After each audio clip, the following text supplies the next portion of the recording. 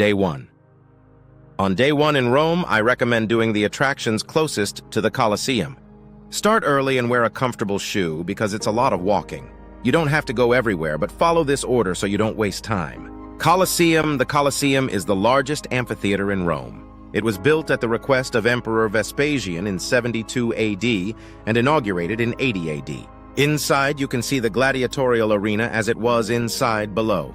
The ticket is the same as the Foro Romano and is valid for 2 consecutive days. Admission is from 8:30 a.m. to 4:30 p.m., and the ticket entitles you to the Colosseum and the Roman Forum. Buy Rome Colosseum ticket in advance to avoid the queue, which costs a little more than at the time, but doesn't waste time. Across the street from the Colosseum there is a staircase. She climbs up to take a photo of the wall and also of the iron bridge that is in the back. Arch of Constantine.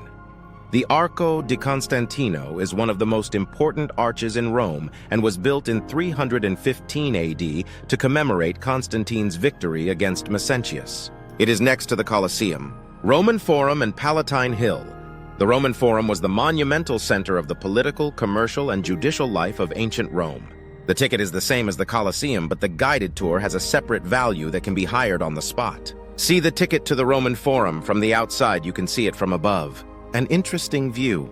He keeps crossing the street from the Colosseum. Trajan's Markets. The Mercati di Traiano is a complex of 150 shops and administrative offices at the time. Everything was sold there: silk, spices, fruits, fish, etc.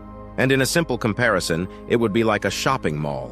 Today it houses the Musei dei Fori Imperiali, which tells the story of the construction of the imperial forums through models. Enter only if you are interested, otherwise from the street you can see well what the place was like. Capitoline Square and Capitoline Museums. The Piazza del Campidoglio was designed by Michelangelo, as was the renovation of the facades of the surrounding palaces. Palazzo dei Conservatori and Palazzo Senatorio. In the Musei Capitolini is a collection of classical statues and bronze sculptures. From the side of the square, you can see the Roman Forum from above. If you go down the stairs, you can take the photo that shows the whole square. Honestly, worth the visit. Altar of the Fatherland and Estatua de Vittorio. Emanuele, the Altare della Patria, where the statue of Vittorio Emanuele stands, is a tribute to the first king of unified Italy, inaugurated in 1911. Inside it is the Museo del Risorgimento, and going up by panoramic elevator to the top, you have a wonderful view. It is paid, so book the Altare della Patria ticket in advance.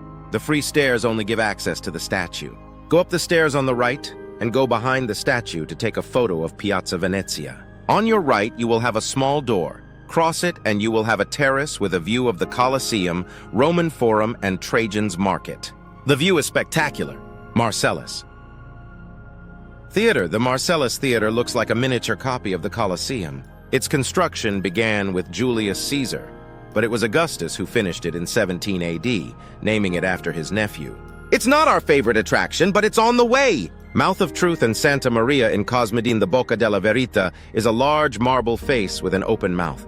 Legend has it that if a lying person put their hand inside the Mouth of Truth, the mouth would close, so they ran the risk of losing their fingers. It is located at the entrance of the Church of Santa Maria in Cosmedin, and everyone takes the famous photo with their hand inside their mouth. The line moves quickly. They say it's free, but there's a box to donate €2. Circus Maximus, the Circo Massimo, was the largest stadium in ancient Rome. It lies between the Palatine and Aventine hills and was built in the 4th century BC for sporting competitions, fights, and chariot races. Today, only one lawn remains in its place. It's not a very interesting place to go if your time is short. It's not a must-see. It should be late afternoon. If you have breath, go to happy hour at Trastevere. The route is on foot, but you can go by bus 44. Palatine Bridge. The Palatine Bridge is the bridge that crosses from the Imperial Rome region, Colosseum, Roman Forum, etc., to Trastevere, the most bohemian neighborhood in the city and where the best happy hours are. Tiberina Island Isola. Tiberina is an island that is in the middle of the river and has bars, a basilica, and a hospital. Walk just seeing her, but you can go to her too because she is very cute. Via della Longaretta is the entrance street to Trastevere. It is full of bars, restaurants, art on the walls, and very photographable. Every neighborhood is very photographable. Walk through the narrow streets and see the beautiful things until you find a restaurant that you like.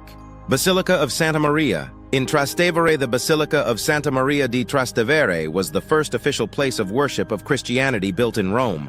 In addition, it is the oldest of the churches dedicated to Our Lady in Rome, dating back to 1143. Inside, you can see the mosaics of the 12th century, the best known being that of Pedro Cavallini, which represents the death of the Virgin Mary. It is right in the center of the half-dome. It is golden and with intense colors. The visit is free and runs until 9 p.m. Across the basilica, right on the corner, there is pizza by the slice with a beer or soda combo. Great for getting hungry fast! Church of San Pietro in Montorio San. Pietro in Montorio, or Church of San Pedro in Montorio, is a church famous for housing in its garden the famous Tempietto, round building, a martyrdom, tomb of a martyr, built by Donato Bramante.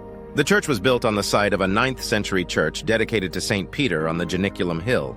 It is said that it was here that Peter was crucified. Day 2. Vatican to see the Pope. To see the Pope. Theoretically, you need to ask for a free invitation. There is a whole process.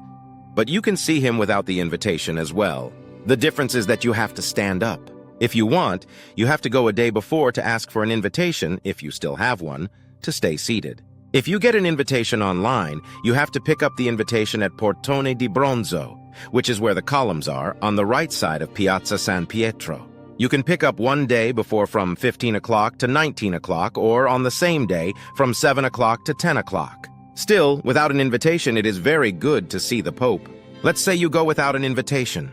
Arrive very early and stay near the playpen to see the Pope at that distance. Set aside all morning for this. General audience, every Wednesday at 10:30 a.m. in Piazza San Pietro. The Udienza Generale takes place. Check the Pope's agenda first because sometimes the general audience is canceled or the Pope is on a trip. But sometimes the Pope passes a little before the time, so get there first. In winter or when it is raining, the audience takes place inside the Vatican, in the Sala delle Udienze de Paolo VI. On this day, the entrance is on the left side of the basilica at the Petrian entrance where the Swiss guards are. The Pope passes as a Pope-mobile among the faithful in Piazza San Pietro waving. Then he speaks a few words, translated into several languages, and gives the blessing to the gifts and objects brought by the faithful. To enter Piazza San Pietro on the day of the Udienza Generale, it is necessary to go through the security check and to have shoulders, cleavage, and legs covered. Camino Pella, Via della Conciliazione. Via della Conciliazione, there are several tobacconists, small restaurants, 2 water fountains to fill the bottle and stools to sit on. When you arrive at the traffic light on the avenue that separates this part of Castel Sant'Angelo, take a photo of the Vatican, as it is the most beautiful point. Castel Sant'Angelo and Ponte Sant'Angelo Castel. Sant'Angelo was built in 123 AD to be the mausoleum of Emperor Hadrian and his family. Most of the monuments from this same period have become ruins, and Castel Sant'Angelo is the only one that still remains. You can buy the Castel Sant'Angelo ticket in advance. I recommend it. But honestly, if you are short on time after visiting the Vatican, this is a visit that can be skipped. In front of San Angelo Castle is the Sant'Angelo Bridge with Bernini's 10 Angels. This is one of the best views of the castle. Via Largo Gotovere via Largo Gotovere connects Castel Sant'Angelo to the Palace of Justice. There are several cheap souvenir stalls and tourist buses hindering the view of the street. If you want to take religious souvenirs much cheaper than the ones in the Vatican, but without the Pope's blessing, fridge magnets and other souvenirs from Rome, this is the perfect place. Piazza dei Tribunali, the Palace of Justice designed by architect Guglielmo Calderini and built between 1888 and 1910. It is the grandest of the new buildings that followed the proclamation of Rome as the new capital of the new Kingdom of Italy. It's just to look at it from the outside. Umberto I Bridge. The Umberto I Bridge was designed by architect Angelo Vescovalli and built between 1885 and 1895. It was dedicated to Umberto I, King of Italy, who inaugurated it with his consort, Margaret of Savoy. It connects the Palazzo di Giustizia to the Piazza Navona area. The photo from the bridge to the Vatican looks great, especially at the end of the day. Piazza Navona is beautiful. There are incredible works in it. The Fontana del Moro, the Fontana dei Quattro Fiumi, 4 rivers, and the Fontana de Calderari, Neptune. In front of the Fountain of the 4 Rivers is the Church of Santa Ines in Agony, which is one of the examples of Baroque architecture in Rome. Next to the church is Palazzo Pamphili, where the Brazilian embassy is located. And next to the church is the Ristorante Tre Scalini that sells tartufo. Tartufo is a classic sweet from the Roman and Italian tradition. According to the Ristorante Tre Scalini next to the church, it was invented by the family and is therefore known today as the Tartuffe Tre Sacalini. The original recipe for tartuffe is from 1946, created by the Ciampini family. It's in Piazza Navona. To this day, it continues to be prepared according to the original recipe by the pasticcieri masters of Tre Scalini, which mixes 13 types of Austrian chocolates. It costs €6 if you order to take away or €12 if you eat at the restaurant. Campo di Fiore is a square, and in its center is the statue of Giordano Bruno, a philosopher who was convicted of heresy and burned by the Catholic Church in the same place where they built the statue. In the past, there was a flower market there, hence the name Campo di Fiori, Field of Flowers. But today there is a daily traditional fair of flowers, fruits, typical spices, etc. The fair runs until 1:30 p.m. After 6 p.m., the square gets busy because of happy hour. There are several restaurants around it, and nearby is Via Giulia, the one full of climbing plants that fall through the bridges and walls of the street. This street is only really beautiful to see between the end of spring and the end of summer. Outside of that, it's pretty boring. The Pantheon is the best preserved Roman monument. It was rebuilt by Emperor Hadrian between the years 118 and 128 AD after having suffered a fire that left few traces of the original construction, dated 25 BC. It is located in Piazza Rotonda, the one that has become a fever for influencers to make videos eating pasta, and is open until 7 p.m. But try to arrive with light because in the middle of it there is a hole that enters light and it is very beautiful. There are several bizarre urban legends of this place. To get in the mood, take the Pantheon virtual tour. It is necessary to schedule the visit through the Pantheon website if you intend to visit on a weekend or holiday. To eat and drink nearby is La Casa del Caffè, formerly Café Tazza Duro, which is said to be the best coffee in the world. If you don't like strong coffee or prefer more coffee than espresso, order a lungo, long coffee. Go straight to the cashier, pay, take the token, and then go to the counter and place your order. You will drink at the counter, because that's how Italians appreciate a good espresso, with S anyway. Prices range from 1.80 to 2.60 euros. There is also Al Antico Vinaio and Antica Salumeria.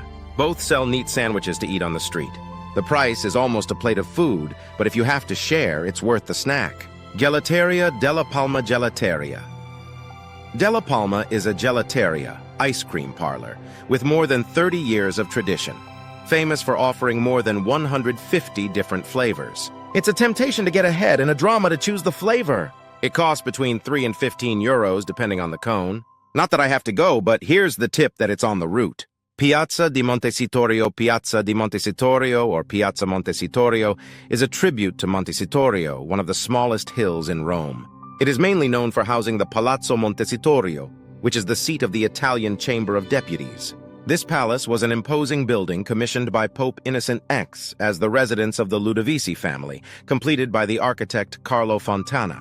Piazza Colonna and Colonna de Marcus Aurelius. Piazza Colonna is a square in the historic heart of Rome, Italy. Its name is a reference to the column of Marcus Aurelius, which has been in place since 193, without the 1193. The bronze statue of St. Paul at the top of the column was placed there in 1589 by order of Pope Sixtus V. Chiesa di Sant'Ignazio di Loyola. The Church of St. Ignatius of Loyola was built in 1626 in the same building as the Roman College, an institute of Jesuit education, founded by Ignatius of Loyola in 1551. The same as the Society of Jesus that took the Jesuit missions to the Spanish and Portuguese colonies. The church is beautiful, but the big attraction is the ceiling with an optical effect painted by André del Pozzo, a three-dimensional art that gives the impression of the ceiling being higher than it is. Currently, there is a mirror that facilitates the visualization of the painting. And just put a €1 coin for the painting to be illuminated. Admission to the church is free. Fontana di Trevi Fountain is the largest Baroque fountain in Italy. It is 26 meters high and 20 meters wide. It began to be built in 1732 by Nicola Salvi at the request of Pope Clement XI, but was only completed in 1762 by Giuseppe Panini. The Trevi Fountain receives water from the Aqua Vergine, one of the oldest aqueducts in Rome. The middle statue is Neptune, not Trevi, as many may think. At night, it is also beautiful, full of lights. And don't let the tradition pass. Flip the coin. They say whoever plays returns to Rome. To eat and drink around the fountain, there are several ice cream parlors where people take the opportunity to cool off in the summer heat and take the famous Instagram photos of the gelato with the fountain in the background. Don't buy souvenirs in this area, as everything is expensive. At Il Gelato di San Crispino, they are famous for having different flavors of ice cream, and it costs from 2.70 euros. They say that the best is the pistachio of Bronte, where the best pistachios in Italy are located. At La Prosciutteria, there are several types of ham sandwiches, read prosciutto, say prosciutto, salami, etc., and prices start at 5 euros for the small, 10 for the medium, and 15 for the large. Even if you don't eat in this place, it's worth going to see it because it's very photographable. Staircase of Trinità dei Monti in Piazza di Spagna is the famous staircase of Trinità dei Monti that ends at the Church of Trinità dei Monti at the top.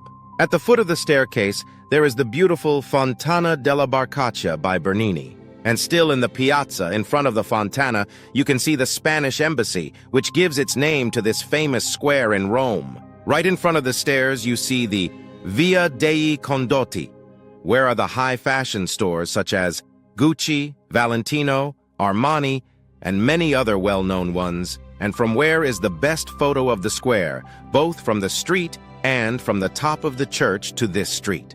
To eat and drink at Pastificio Guerra, open until 7:30 p.m., there are small plates of pasta with sauce, and every day the flavors change. It only has an option to take away. It costs 4 euros and is easy to find as there is usually a queue.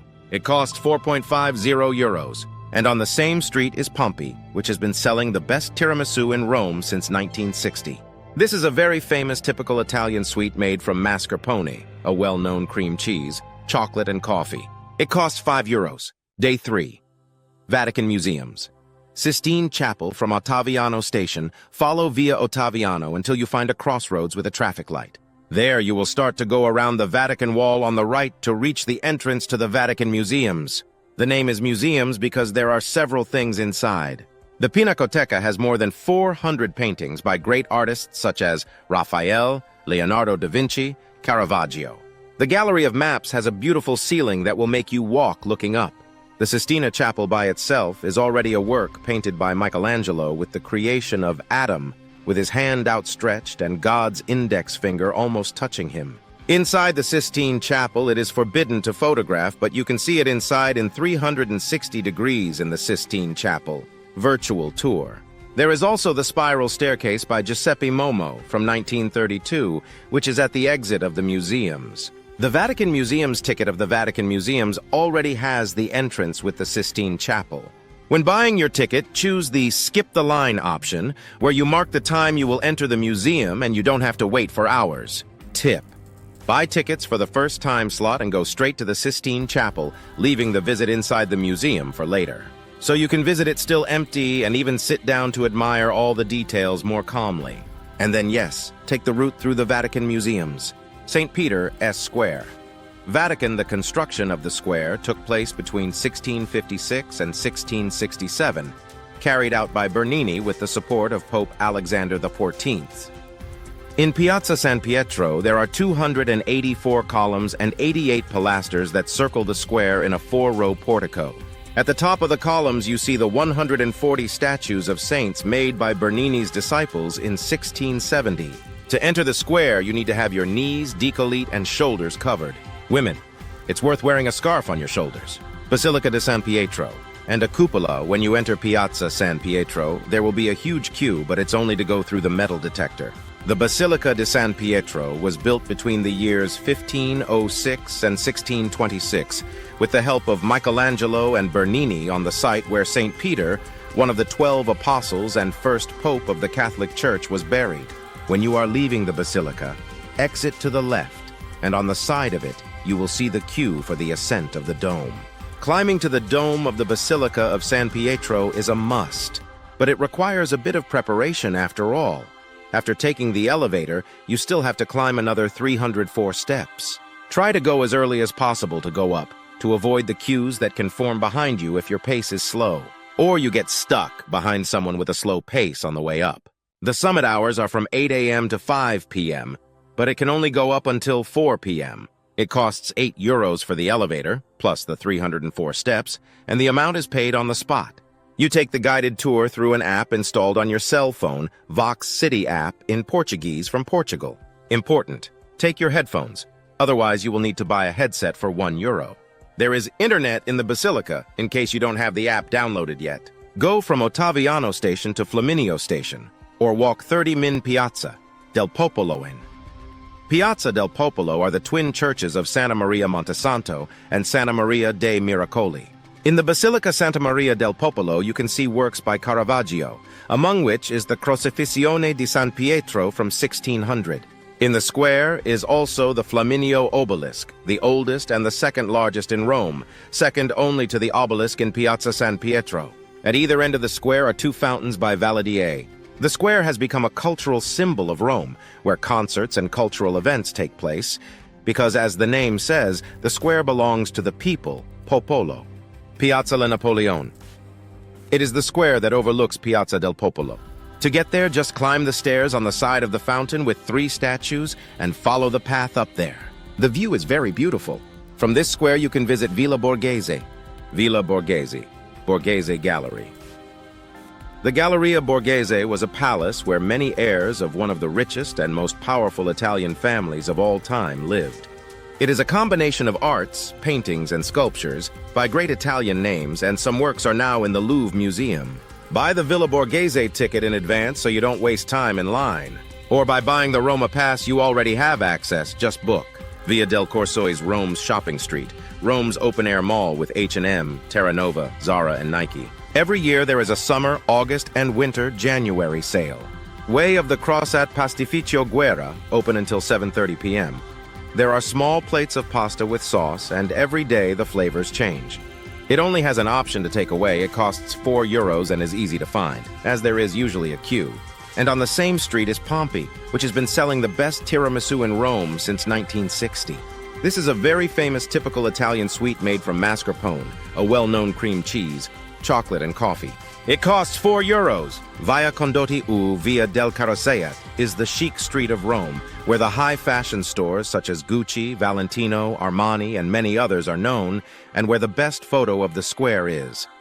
Via del Trentone shopping street, where there is Tiger, cheap designer store, and OVS, very close to the Trevi Fountain.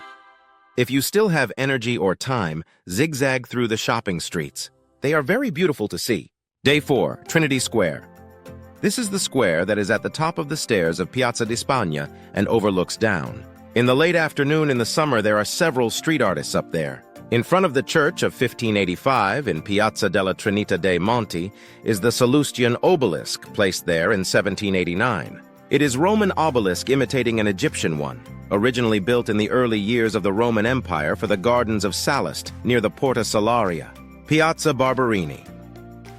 The current name of Piazza Barberini was given in 1625 after the Palazzo Barberini, the large Baroque palace built in an elevated position on the south side of the square for the Barberini family. In the center of the square is the Fontana del Tritone, sculpted by Bernini in 1642. Church of San Carlino alle Quattro Fontane. The attraction is not the church itself, but the 4 fountains, one at each corner of the intersection. San Carlo alle Quattro Fontane is considered a Baroque masterpiece. He received the commission in 1634 from Cardinal Francesco Barberini, whose palace was across the street. However, the money ran out and the project suffered many financial difficulties. Happy Water Fountain Fontana dell'Acqua Felice is a huge fountain located in the Rione Castro Pretorio of Rome. It was built to mark the end of the Roman aqueduct Acqua Felice, restored by Pope Sixtus V. It was designed by Domenico Fontana and built between 1585 and 1588. Piazza della Repubblica and Fountain of the Naiads Piazza della Repubblica is a huge square next to Roma Termini Station where the Fontana delle Naiadi is located. The fountain is the work of sculptor Mario Rutelli and was inaugurated in 1901. It consisted of 4 bronze female nudes of nymphs inaugurated in 1901. The sensual positions of the statues and the naked bodies bathed in water gave rise to a scandal of immorality and indecency, typical of the papal culture that prevailed at the time in Rome. Basilica of Santa Maria degli Angeli e dei Martiri. The Basilica Santa Maria degli Angeli e dei Martiri is located in Piazza della Repubblica. The basilica is dedicated to Christian martyrs, known and unknown, and was built at the request of Pope Pius IV in 1561. In this basilica, it is mandatory to cover your shoulders, but there are scarves available for free loan at the entrance. Here you can go to Roma Termini Station, just across the avenue, to visit the public market and eat a cheap Italian snack. But in my opinion, it is more interesting to go to Quartiere Coppede. Take bus 92 behind the church to Piazza Buenos Aires. Getting off the bus, take your right and you will arrive at the entrance portal of the neighborhood between Via Tagliamento and Piazza Buenos Aires Coppede. District Gino Coppede was an architect, sculptor, decorator, and teacher. The neighborhood was designed and built in the years of fascism, 1916, with architecture opposed to rationalism, straight lines. The interesting thing about this neighborhood, which is actually very small, is to discover it little by little. I found out recently the last time we were in Rome through the blog Italiana. Some interesting things are Palazzo degli Ambasciatori, an arch where there is a wrought iron chandelier hanging. This arch connects two buildings and is the entrance to the neighborhood. Piazza Mincio e Fontana delle Rane, 1924. Piazza Mincio is actually just the Fontana delle Rane. It became known when the Beatles entered it dressed after a show at Piper, a concert hall in the neighborhood. Villino delle Fate. On one side there is a tribute to Florence with images of Dante Alighieri and Petrarch. On the other side, the tribute is to Venice, with the drawing of a winged lion from San Marco. And still in this house there is the representation of the legend of the foundation of Rome, with Romulus and Remus being suckled by the she-wolf. If there is time, visit the Maxi, which is near Villa Borghese. Maxi is the Museo Nazionale delle Arti del XX Secolo, with several works and projects of innovative design. What draws attention is its architecture on the outside. Inside, it is very worth the visit, although it is well off any route, but it is in the direction of Villa Borghese.